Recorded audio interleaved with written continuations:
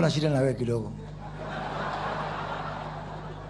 Hii ulikuwa huko kizungu mingi ukatoa huko bunge.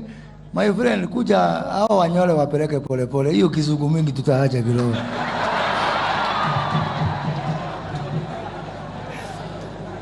Najua tulikuwa na huko alikuwa member wa speaker panel.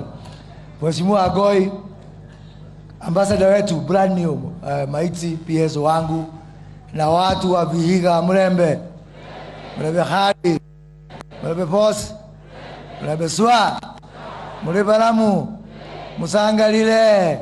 Salimia kwa mkono, asante sana. Niko na furaha kurudi hapa Vihiga. Na vile Mheshimiwa Miremba alisema, Vihiga kwangu ni kama nyumbani.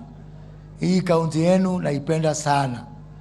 Na leo tuko hapa kuzindua huu mradi ambao kwa mara ya kwanza tangu dunia iumbwe, sio tangu tujinyakulie uhuru, kaunti ya Vihiga haijawahi kupata kiwanda ya aina yoyote.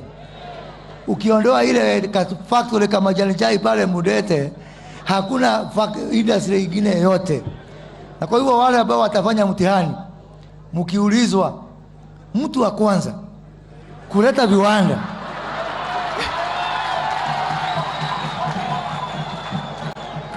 katika kaunti ya Vihiga, ukisema Moses Kuria ushapita. Sio ni habari mzuri?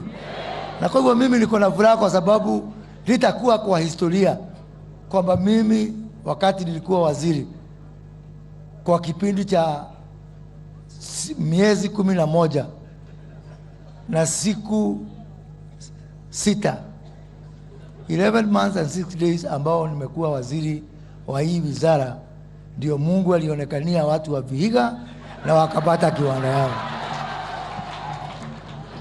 Unipende, unichukie, uchukie macho yangu, uchukie sura yangu, hiyo historia hautawahi kufuta duniani.